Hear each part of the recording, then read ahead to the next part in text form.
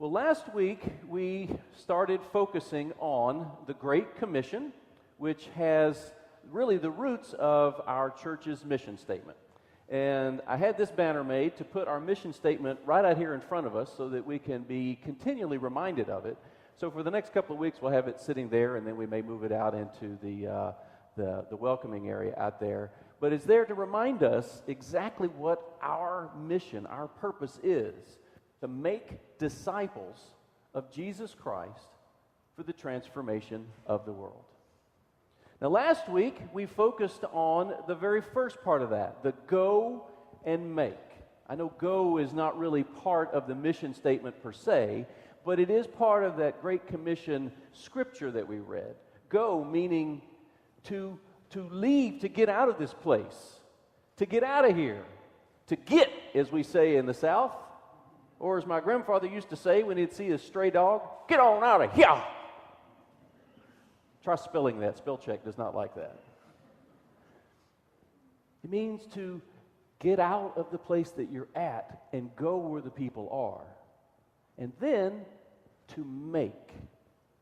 Don't just go, but to go and to do something. To make disciples.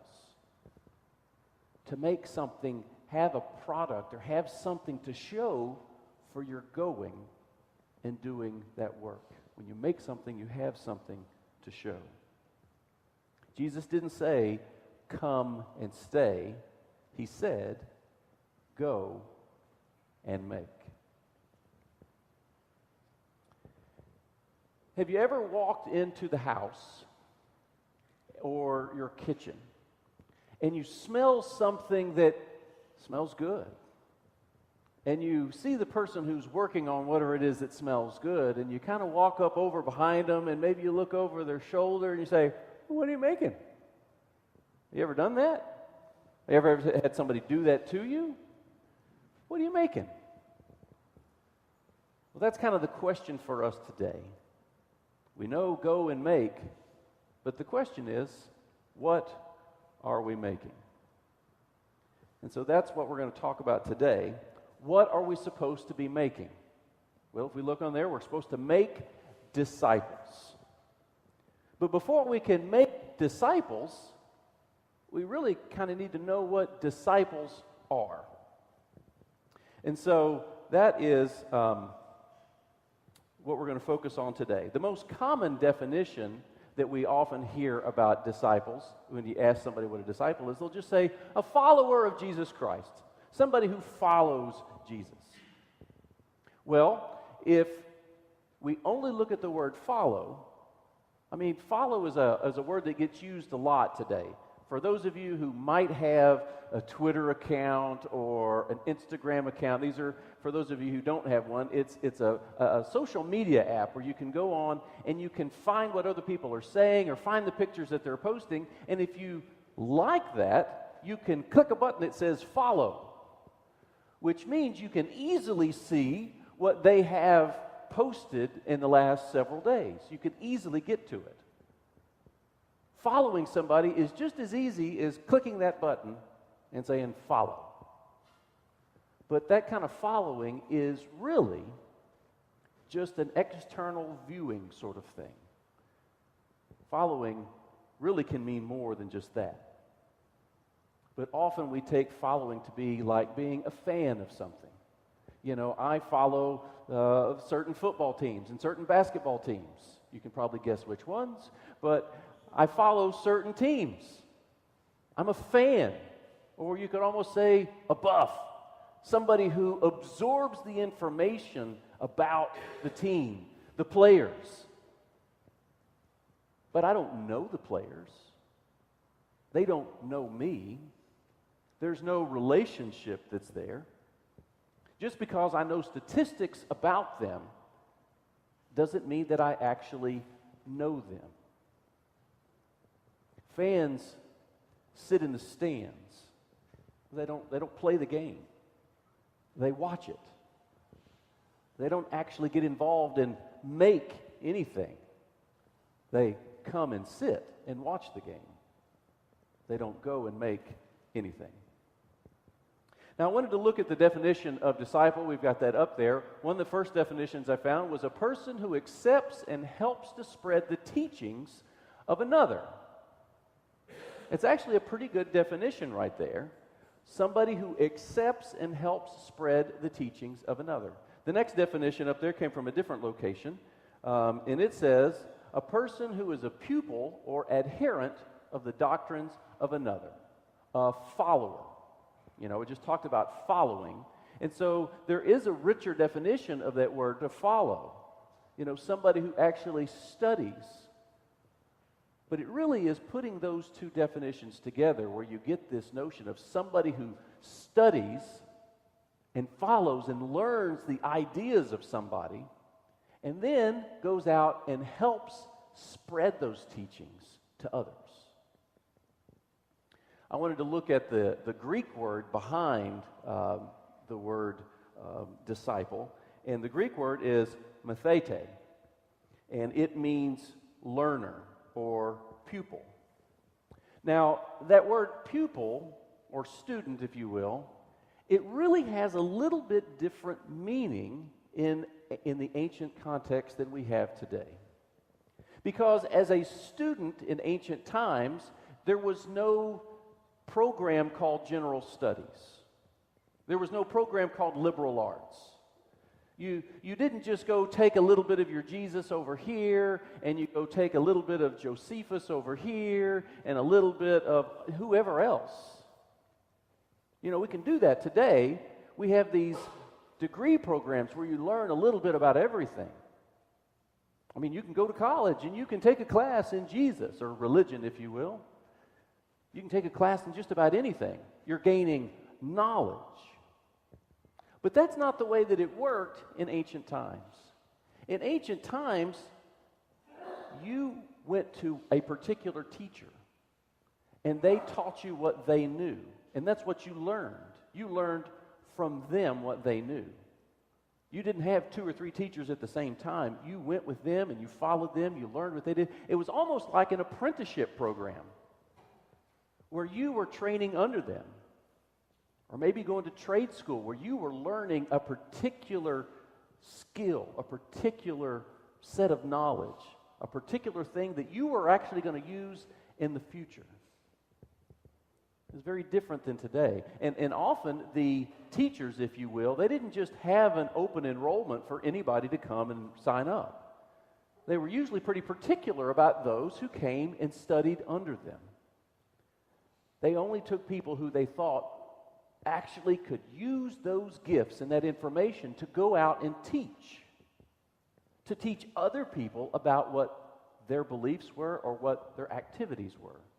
So people came and studied under rabbis or even craftsmen or tradesmen to learn a particular set of skills or information.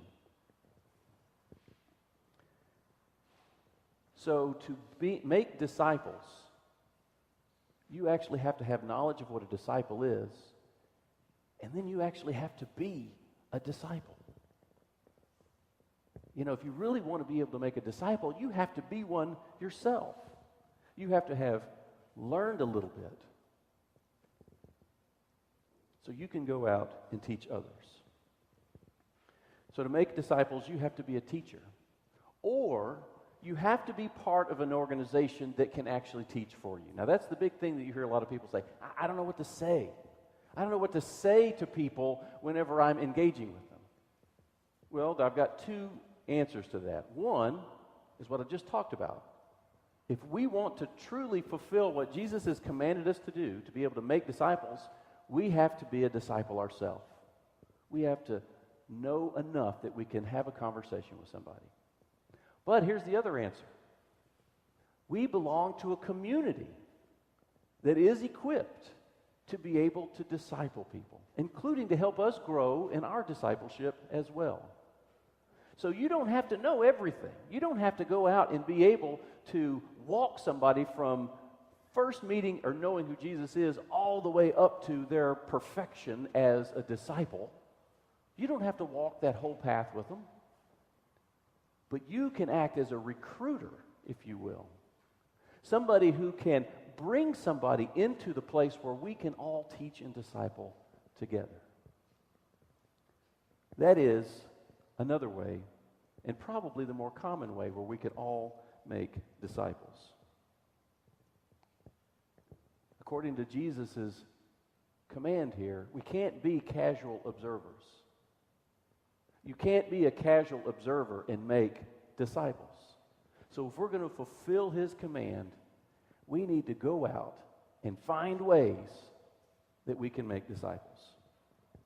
And sadly, that's where we fall short, because we don't really have a model for making disciples. We don't have an effective way for us to engage making disciples. And I came up with this idea that there are three different ways, three different models, if you will, for making disciples. And the first model that a lot of people who are believers, call themselves Christians or members of churches, this is a model that many, I'd almost say most, attribute or use. It's called the accidental model. It's the model where we just let people get in a place of their lives where they are searching, where they are going, I need meaning in my life, or why did this happen to me? And then they search out and they find religion, Jesus, any other form of really searching internally. We let them accidentally find it on their own. And you can find a lot of information on the internet today. We let them stumble upon this, read it on their own, and come to possibly faith on their own. Now, the problem or the risk with that is people end up creating their own theology of who God is. That's where we come up with things like the prosperity gospel. You can read certain scriptures, or Jesus wants you to be blessed, or ask for anything in my name and I'll give it to you. I like that scripture, so I'm going to ask Jesus for anything in my name and he'll give it to me. And then when they don't receive everything that they want, they go, well, Jesus must not be real. And we have to learn how to read all of Scripture. We have to learn that it's a journey. And bad theology can come out of people searching that on their own. The next model, I call it the narcissistic model. The model where it's really about us. We'll tell you that we're here. We might even give you a little invitation. Oh, you need to come to my church. We really like it there. We've got a great music program. We have an awesome preacher. Isn't that what y'all say? We invite people, but then that's it. And if we really look at the people we invite, sadly, don't they usually look just about like us? Usually they look just about like us in their education, their socioeconomic status, the color of their skin. It's all too easy to invite people that you see every day. And it ends up being, churches end up sadly being a group of people that are almost all very similar in some way.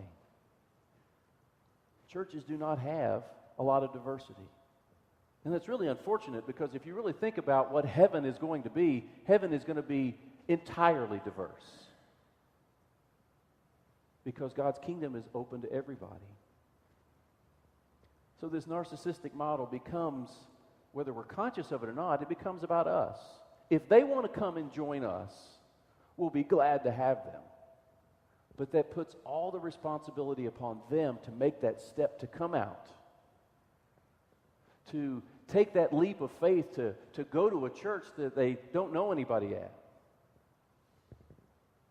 A couple of weeks ago, when I was not here, I had taken that Sunday off, and I said, I kind of want to visit a different church. I want to see, when you're in the same church, it's like, well, I know what we do, but what do other churches do? And I thought, I'm going to go visit some other place, be a mole on the back row, if you will. And the more that moment got closer, the harder it became to actually go, I'm going to go to this other church, and what am I going to say to them when they go, hey, well, what do you do? I'm a preacher at another church. Well, why are you here? what am I going to do? I know people are going to be coming up and going, oh, hi, nice to meet you. Hi, nice to meet you. I mean, it's going to be a swarm. How do you, and it's really easy to talk yourself out of going. I mean, I'm in the church business, if you will. And here I'm having a high anxiety level about visiting a church. Now, if I'd have gone to another Methodist church in town, I probably could have felt comfortable. I might have even known people. But I went to a place that I didn't know anybody, totally different style. And I'm here to confess to you that I was anxious about it and was uncomfortable for a long time while I was there. That's what this narcissistic model does. It puts a lot of pressure on those who we really would like to come and join us. And that's why I've got the third model up here, called the recruitment model. Recruiting is a big word that gets used if you are a college sports fan.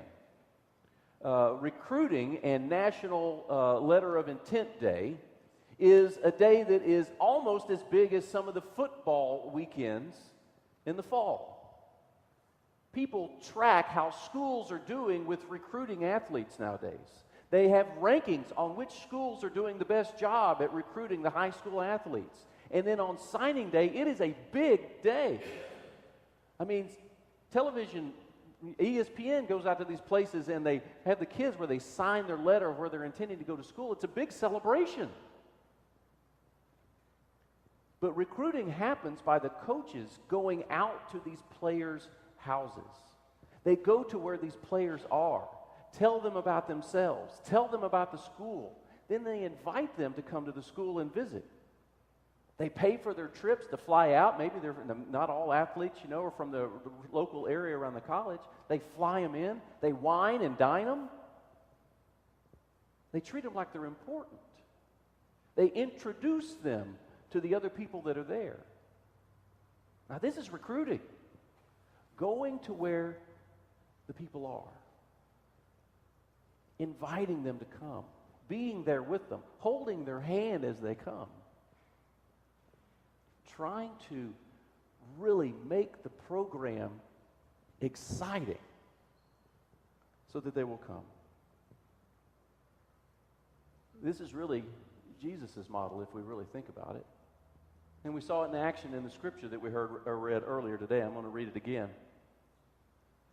As he walked by the Sea of Galilee, he saw two brothers, Simon, who was called Peter, and Andrew, his brother, casting a net into the sea, for they were fishermen. And he said to them, "Follow me, and I will make you fish for people."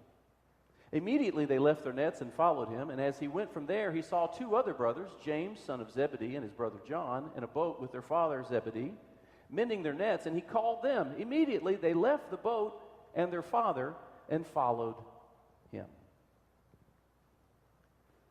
Now, Jesus went to where they were, went to their place of employment.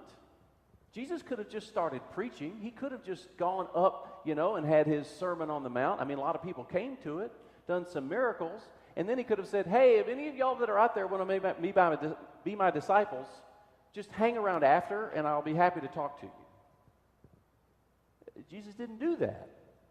He went up and made a personal invitation. A personal invitation to come and to join him. And that can be a powerful model. If we look at the other story, the woman at the well that Jesus encountered, she didn't know who Jesus was. She encountered him and she felt his presence. She knew who he was. She had a special encounter with Jesus. She could have just set her water jar down and sat there and talked to him all afternoon. She could have gone home and said, "Man, it was awesome who I met today. I feel great about meeting Jesus." That could have been the end of the story right there. But what did she do? She told everybody in the village, "I met this guy who told me everything that ever happened to me. This is crazy. Can this be real?" And so they all went back to Jesus. So the city met Jesus. She went back with them. They talked with him some more. And then they invited him to stay, and he stayed 2 more days. Had a major impact on that whole town because this one woman went back and told them. can make a difference if you're willing to step out and to talk to someone and to walk with them. That's the example of how a recruiter actually works. I mean, what if we were to celebrate somebody coming into the faith the way that we celebrate athletes signing up on National Silent Letter Day? What if we were to celebrate that? What if that was our goal? Our goal is to see how many athletes. What if we had lists of our recruiting ranking? Where would we be on our recruiting ranking? It's a good question. But to be successful at recruiting, you have to go out and you have to be sincere and genuine. You can't put on an act. You can't say one word and then actually be something else. And that is sadly what a lot of the world sees in the church and in Christians today. Well, you can say that, but I don't see you living that. That's being a disciple right there.